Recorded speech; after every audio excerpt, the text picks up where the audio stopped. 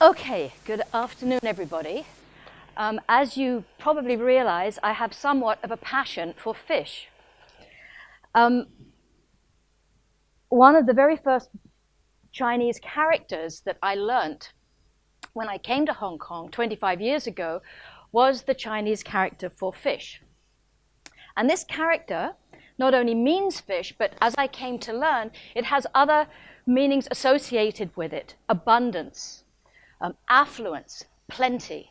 And I have become very aware of how the ways that we use language and express ourselves are obviously going to reflect ways in which society actually sees the world.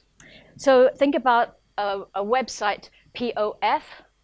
It means plenty of fish, and it's a dating website, as you might guess. And the idea is that if you use the website, you might find a partner, plenty of fish in the sea. Well, this perspective of our society has been for millennia that there are plenty of fish in the sea. Well, why not? The seas are enormous. There must be plenty of fish. And in fact, until relatively recently, that was true. But things are changing. And unfortunately, the reality today is very different. And we're losing many of our fisheries. That means some of the seafood we eat is getting harder to get and more expensive. And we're even finding that some of the commercial species that we used to be finding in the market abundantly, are now threatened. And we're seeing this also in Hong Kong. If you go to the markets in Hong Kong, if you regularly buy fish, you might find that the fish that you once were able to get very frequently are getting smaller. They might be not so readily available, and they are more expensive. And the fact that they're more expensive is a real reflection of how difficult it is increasingly to get fish from around the world. We import in Hong Kong almost all of the fish that we get. If you were to ask your parents or your grandparents, I would bet that they would tell you about fish that they used to see in the market here in Hong Kong, but we don't see anymore. And one example is this giant yellow croaker. And I would bet that probably most of you don't even know what this fish is. But this used to be a common fish, and it was part of a fishery less than 30 kilometers from where we're all sitting here today. You are sitting, I am standing, but where we are all today. This was a very valuable fishery. And it was very valuable because inside the body of the animal is the swim bladder. It gives the animal buoyancy, called fa gao in Cantonese, and it's extremely valuable. And because it's so valuable, the fishermen would go out and they'd get as many of the fish as they could. There was no management of this particular fishery, and this once common fish has now almost reached extinction. It's one of the most threatened species in the world. And we're seeing the same kind of pattern with things like the yellow bluefin tuna, sharks, and other species. This is a very worrying pattern. Now, I started working on fish biology, and I was particularly interested in reproduction. Fish do some pretty amazing things to make other fish. And increasingly, though, I started working on fish that were commercially important. That was sort of a chance thing. And I started to get very interested in the interactions between fishing and how fishing is done, and the biology of the animal, how they reproduced. Because some fish are much more vulnerable, much more easy to overfish than others. And so I focused on this part of the biology of the animals. And increasingly, as I saw fisheries collapsing around the world, and as I realized that some species were becoming threatened, I focused much more on the more vulnerable species of fish. And the reason was, I figured that if I could solve the challenges we faced with keeping these more vulnerable species, the lessons we learn could be applied to the less vulnerable species. If we can't solve those problems, those very threatened species today will disappear, like elephants, like rhinos, unless we do something. Then the next most vulnerable, and then the next most vulnerable, so on down the food chain until all that's left are jellyfish. Okay, I know that jellyfish are not fish, but hopefully you get my drift. And I have a vision of a world where we still have fish. We have all the species that are supposed to be there. We have fish whether we want to chase them, photograph them, study them, or simply eat them. This is my vision for the future. All right, so I came to Hong Kong in 1993, and I wanted to select species of fish to work on that are locally relevant and important to society. And so I spent quite a lot of time going around the marketplaces, wet markets and the live fish markets, looking at the different species. And I knew most of them, the groupers and the snappers, which are common reef fishes. My focus is on reef fishes. And then every now and again, I would come across a little fish that got my attention. And he got my attention for a couple of reasons. One is I didn't know what it was, and I'm a scientist, so I'm curious. But the second reason was that this fish actually seemed to look at you. And there are not many fish that look at you, not look at you in the eye. So I was very intrigued, and I went back and I found that this was a juvenile, a baby of a species, which is actually, it turns out it's the Napoleon or Humphead wrasse, the same name, which is one of the biggest reef fishes in the world. I just didn't know what the babies looked like.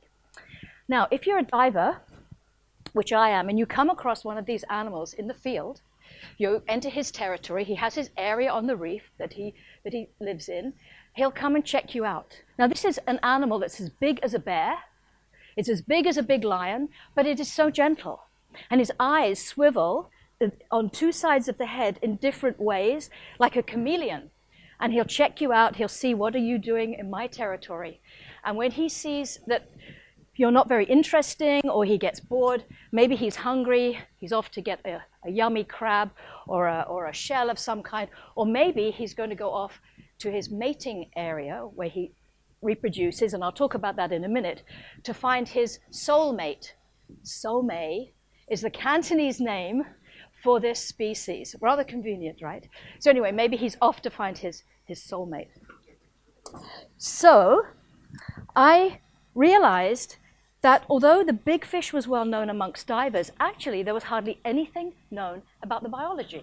And so for a number of years, my colleagues and I started working on this species to learn just about how it lives. And among other things, we learned that it can live for more than 30 years. That's longer than a horse, it's longer than a tiger, it's actually longer than almost any of you in this room have been on the planet. So this is quite a long-lived animal. But what intrigued me most of all was the way in which it reproduces, because it has a pretty interesting take on sex. And that take is that it actually changes its sex. So it starts off as a juvenile, the little one that I saw in the tank all those years ago. Then when it gets bigger, it'll become a female. They'll all become females. And a few of them, when they get much bigger and older, they will become males. And there aren't that many males because not so many animals survive the decade or so that's needed to become a big male. And those big males, the few that, as a diver, if you're lucky to see, and there's still some around, are pretty interesting the way they reproduce. So imagine the animal in the video, and he started moving along the reef, and he is going to his mating site to find his partner. And he'll swim along, he's a fish with a purpose, he's got his fins all tucked in, and when he gets to his mating site, it's an area that they go to only to reproduce. They go to, it's like having a date, in a way you go to that particular place at a particular time, and you meet other females, in the case of the male. And when he gets to the site, he does something pretty remarkable. He brightens up. He really does. It's like a light. It's like a neon light when you actually watch it. So he's actually using body language. I can't really describe it in any other way, but he uses his body to send the message to the females that he's ready. And he not only changes his color and brightens up, but that fin on the bottom of the picture, he points it, and he crosses his tail. These are very distinctive signs, and they only occur at this time when he's ready to mate. And the females will come to this mating site, and they will, one by one, join him up in the water, and they'll release their eggs. You might be able to see the little white cloud, a little bit clearer here, and then he will release the sperm, and the eggs will be fertilized, and then they will drift off into the water. We don't know how far, we don't actually understand much about that part of the life history. And this will continue. the cycle of life will continue. The regeneration of populations of Napoleon will continue as long as there are enough males and females and they come to the mating site and they're able to do it. But the trouble is that this cycle of life is being broken.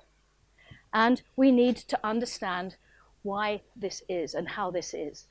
To do that, you have to understand about the biology of the animal, which we had been learning, and you have to understand about how we, humans, are interacting through our fisheries with the animal. And you also hope to find some solutions in so doing.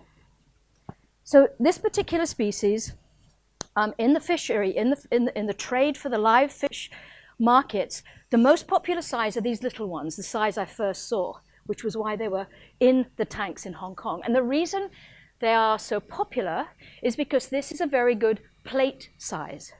It's a good size to put on a plate for a family or for a small gathering. And because it's a popular size, it's very valuable. This is one of the most valuable of all the reef fish, high value.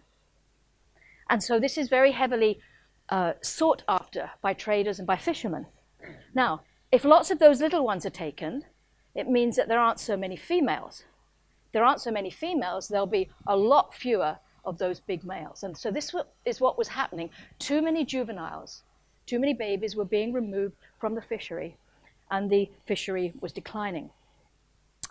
So we understood something about the interaction of the fishery and the species, but we needed to understand about the fishery itself to be able to work out how to work with the fishermen and the traders to try to move towards a more sustainable use of this species and reduce the threats to it. Now, we have to understand about the fishery. Indonesia, for this particular species, is the major country where most of the Napoleons come from. And the destination is Hong Kong. Actually, the destination is China, but Hong Kong is the trade hub. So understanding the trade and activity between Indonesia and Hong Kong is very key to getting a sustainable trade. How does this fishery work? Well, you have hundreds of fishermen spending thousands of hours in little boats, going out and catching groupers, the red fish here, which probably are familiar to most of you. This is what you see in the tanks outside the restaurants. And every now and again, they will go and get a little Napoleon fish. It's very valuable, so this is very highly sought after. And these fishermen will bring these fish that they're catching one by one to a cage like the one you see in the picture, consolidate the numbers of fish until you have 10 or 20 tons. These are then exported either by vessel, by sea, or by air to Hong Kong. This is how this fishery operates. Now, this fishery was not controlled, and these are very valuable fish, and so fishermen are going to get as many as they possibly can if there are no controls. And in Indonesia, the populations were declining, particularly of the Napoleon. The situation got so bad that in 2004, the Napoleon fish was listed on CITES Appendix 2. Now, CITES is a convention you may have heard of in relation to maybe elephants or rhinos, because it helps to protect threatened species. With Napoleon, the application of the convention was such that it was for sustainable trade. We can still trade the species, but it must be done sustainably. And what that meant was that both Indonesia had to act and the importing city, in our case Hong Kong, and China as a country had to act as well. It takes two. CITES is a convention where both parties must be active. So Indonesia, and we work with the Indonesian government, put in a quota for export of 1,000 fish. 1,000 fish could be exported sustainably from Indonesia. Okay, fine, well and good. That was a real first for the country. And so we started shifting our work from Indonesia to Hong Kong to actually have a look at the trade, what was happening in the trade here. Well, we did a very simple exercise whereby, being at a university with many students, you can do all kinds of really interesting projects. There's a lot of manpower, woman power. And so the students, in this particular case, went out to count the Napoleons in the tanks outside the restaurants, just see how many were on sale. And what we found was there were many, many more on sale than should be in Hong Kong legally. because CITES requires paperwork to accompany all of the fish. So we knew that there was a lot of illegal trade. And in fact, this attracted quite a bit of press attention. This is from the South China Morning Post. We notified the government, they increased their enforcement, and in fact, illegal trade did decline. But it was still happening. How do we deal with this? If you are a hungry diner, or you are a government enforcement officer, and you see a fish in a tank, how do you know whether it's legal or not? I mean, this is really the question we had to solve. It's not tagged, doesn't have a physical mark on it, it doesn't have its visa with it, it doesn't have paperwork, of course. How do you know? So we thought about this for a while because this was a very important part of solving this issue of having sustainable trade. Well, the answer was actually, we realized, staring us in the face. Now, please take a few minutes to look at these two pictures, and I'm going to ask you if these are the same fish or not. No. Anyone say yes? No, they're very obviously different, right? You can see the markings. Some of the most obvious ones, there's a split in the dark marking, and if you had enough time, you would see quite a lot of differences in the spot markings at the top and the markings around the chin. They are very different. And this species has really some very beautiful and intricate markings around the side of the face. They're sort of like fingerprints. And what can we do with fingerprints? We can use technology to identify fingerprints and distinguish between individuals. And so what we actually did, we trialed this using visually by comparing different fish visually. And actually there were a couple of prosecutions based on that attempt. But we have contracted now an IT company, a young local company, to develop an app that can be used by the law enforcement officers. Now, when the Napoleons come into Hong Kong, the officer will take a picture of the fish, and they do anyway, they always have done, independently of this particular project. So they have a picture of every single fish that comes in. And the idea with the app is that if you see a fish which is in a tank, you will take a picture of it and load that picture up onto a database. And then you can use that picture to compare with the photographs in the database of legally imported fish. And you can see if there is a similarity. And in this case, this is a high similarity, so this, in this case, would be a legally imported fish. All right, so this is an app that we're rolling out this year and hopefully will really help to bring about legal trade in this species. All right, there's one more piece to the challenge, to solving the challenge of how to ensure sustainable and trade, and that is with the consumers. Because of course it's the consumers that are creating the demand for the fish. I mean, because people are paying so much money, this is why this fish is so valuable and why it's so heavily sought after by traders. So consumers are, of course, you could say causing the problem, but they could also be part of the solution. So whether it's for Napoleon fish generally, or whether it's for seafood in general, please do, as consumers, I think probably most of us here, including myself, consume seafood, please try to make sure you have certified seafood or sustainably sourced seafood, and there are all kinds of guidelines available to do this. If you have a look at the guides, you'll see that the Napoleon fish at the moment is recommended for avoiding simply because we still have illegal trade that hasn't been solved.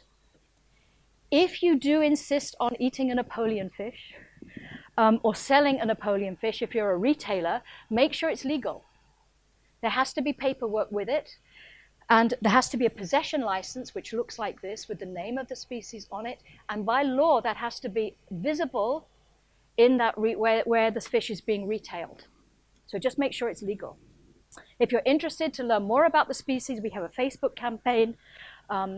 And if you, for teaching purposes, but for the public, it would be a wonderful thing to be writing about the species, making films about the species, telling your friends, because it is quite a remarkable species. And the Facebook campaign also encourages you to report illegally sold fish. It's very important that we pay attention to what we eat and where these things come from, and that if they are protected, to try to support sustainable use and ensure that animals are legally being traded, because legal trade supports sustainable trade. And this is how we maintain a species like Napoleon fish, how we can have hope for the humphead, how we can have hope for the bluefin tuna, for sharks. It's very important that we actually make these kinds of decisions and responsible decisions. In the end, our society will be defined not only by what we create, but also by what we refuse to destroy. Thank you.